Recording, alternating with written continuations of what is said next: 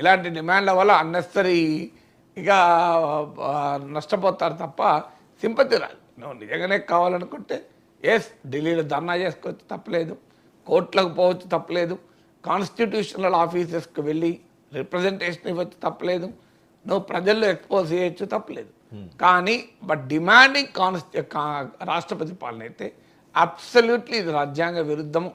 ఇది ఆచరణకు సాధ్యం కాదు, రాజకీయంగా కూడా అర్థం లేని డిమాండ్. అసెంబ్లీ సమావేశాలని ఎగ్గొట్టడానికే ఈ ఎత్తు వేశారు అన్నది ప్రతిపక్షాలు మాట్లాడుతున్నది. జగన్మోహన్ రెడ్డి గారు బయట కూడా ఉన్నది, ఒకసారి ఏమన్నా వింటారు సార్? పెట్టండి. జగన్మోహన్ రెడ్డి గారు బయట ప్లే చేయండి.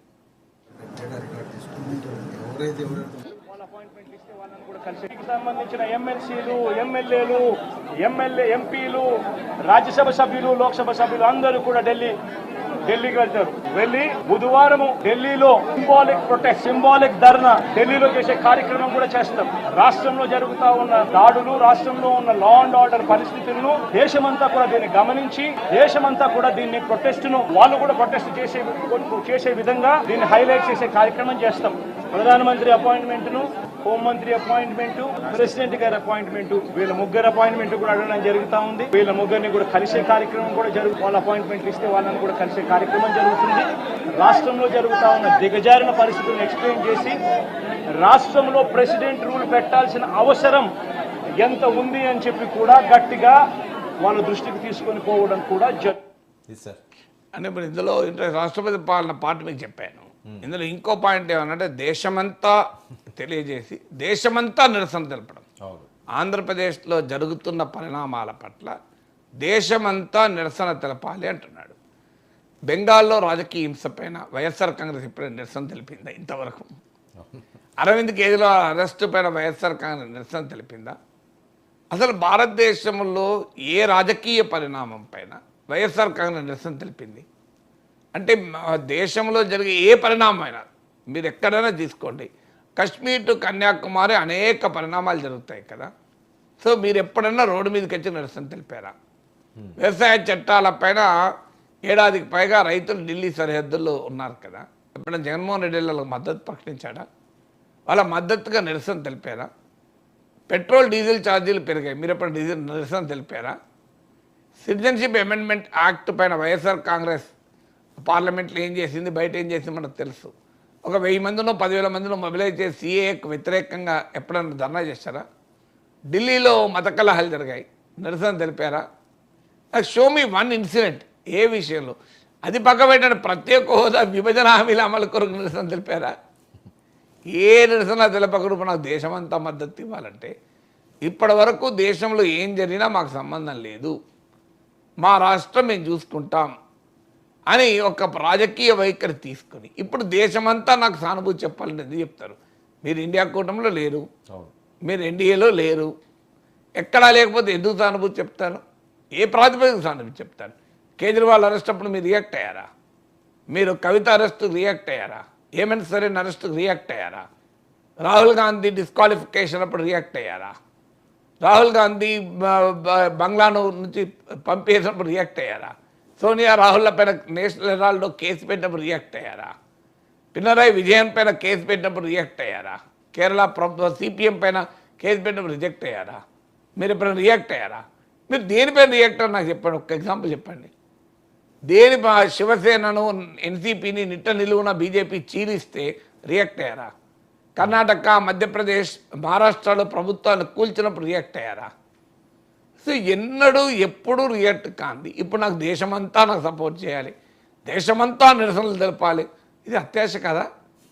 అసలు ఆలోచించాలి కదా.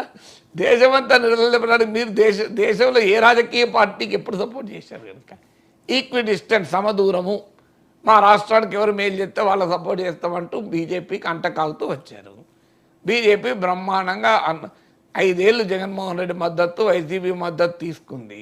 సరైన సమయంలో తన ప్రయోజనాలు తాను చూసుకుంది. చంద్రబాబు నాయుడు నాయకత్వంలో ఎన్డీఏలో చేరింది, సీట్లు మంత్రి పదవులు తెచ్చుకుంది. ఇప్పుడు జగన్మోహన్ రెడ్డికి ఇప్పటికీ అర్థం కాకపోతే ఎట్లా? అఫ్కోర్స్ ఆయనకు ఉండొచ్చు సిబిఐ కేసులు, ఈడీ కేసులు. మేము సిబిఐ కేసులు, ఈడీ కేసులు అరవింద్ కేజ్రీవాల్ మీద లేదా? హేమంత్ సోరెన్ పైన లేదా? కేరళలో పినరాయి విజయ్ పైన లేదా? వాళ్ళు భయపడతారు రా, ఎదుర్కొంటారు కదా. సో అలా ఎదుర్కోవడం మార్గం తప్ప నేను పొలిటికల్గా న్యూట్రల్గా ఉంటా, నీవు రాజకీయంగా తటస్థంగా ఉన్నప్పుడు నీకు ఎవరు సపోర్ట్ చేస్తారు? నేను ఇదో గతంలో కూడా చెప్పాను.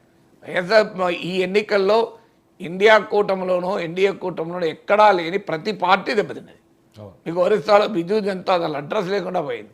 అసెంబ్లీ ఎన్నికల్లో ఓడిపోయింది. 21 సీట్లలో 20 సీట్లు బీజేపీకి వచ్చాయి. కేసీఆర్ ఒక్క సీట్ లేకుండా పోయాడు. 17% ఓటింగ్కి పడిపోయాడు. జగన్మోహన్ రెడ్డికి 4 లోక్సభ సీట్ల పరిమితమయ్యాడు. శిరోమణి అకాలీదళ్ పంజాబ్లో తుడిచిపెట్టుకుపోయింది. తమిళనాడులో ఏడీఎంకే అడ్రస్ లేకుండా పోయింది. మీరు ఇన్ని 5 రాష్ట్రాల ఎగ్జాంపుల్ చెప్పాను మీకు. ఒరిస్సా, తమిళనాడు, ఆంధ్రప్రదేశ్, తెలంగాణ, పంజాబ్. ఈ 5 రాష్ట్రాల్లోనూ 5 ప్రాంతీయ పార్టీలు 5 ఏళ్ల పాటు బీజేపీకి మద్దతు ఇస్తూ దానికి ఈక్విడిస్టెన్స్ సమదూరం అని పేరు పెట్టి, అఫ్కోర్స్ కేసీఆర్ ఏమో ఫస్ట్ టర్మ్లో కొంత సానుకూలంగా ఉన్నాడు, సెకండ్ టర్మ్లో లేడు. బట్ ఈక్విడిస్టెన్స్ అని పేరు చెప్పి మీరు దూరంగా ఉంటే మీకు ఎందుకు ఎవరు సపోర్ట్ చేయాలి? మీరు దేనికి ఎవరు సపోర్ట్ చేస్తారు? ఏంటి లింకు? సో వైఎస్ఆర్ కాంగ్రెస్ పార్టీకి అండగా నిలబడటానికి దేశంలో ఏ రాజకీయ పార్టీ ముందుకు వస్తుంది? ఇదే మీరు ఏ రాజకీయ పార్టీకి ఏనాడు సమర్థించలేదు కదా, ఏ రాజకీయ పరిణామం పైన మీరు రియాక్ట్ కాలే కదా.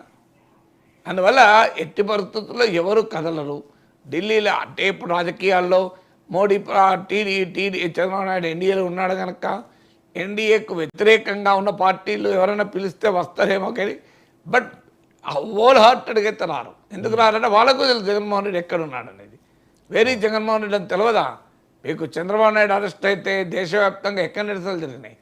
హైదరాబాద్లో గచ్చిబౌలు జరిగినాయి తప్ప. ఎందుకు? టీడీపీ కూడా అప్పుడు ఎక్కడ లేరు, ఇటు లేరట్లేరు.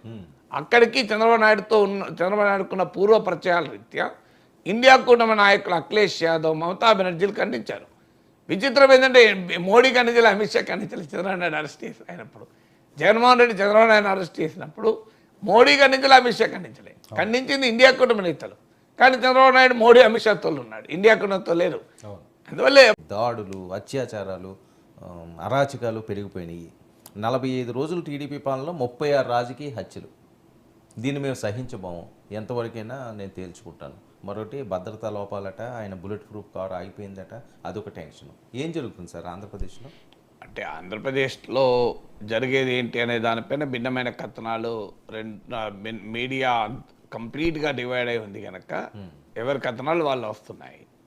సో కానీ ఇక్కడ అడుగుతున్న డిమాండ్ చాలా కీలక. రాష్ట్రపతి పాలన అని, రాష్ట్రపతి పాలన అనే డిమాండ్ గతంలో కూడా జగన్మోహన్ రెడ్డి అధికారంలో ఉన్న సమయంలో ఇదే రకమైన ఆరోపణలు చేస్తూ అసలు ఆంధ్రప్రదేశ్లో రాజారెడ్డి రాజ్యాంగం అమలవుతుంది అని, అంబేద్కర్ రాసిన రాజ్యాంగం అమలు కావడం లేదు, రాష్ట్రపతి పాలన విధించాలి అని అప్పుడు తెలుగుదేశం డిమాండ్ చేసింది. ఇప్పుడు వైఎస్ఆర్ కాంగ్రెస్ రెడ్ బుక్ రాజ్యాంగం అమలవుతుంది, అందువల్ల రాష్ట్రపతి పాలన ఇవ్వాలని.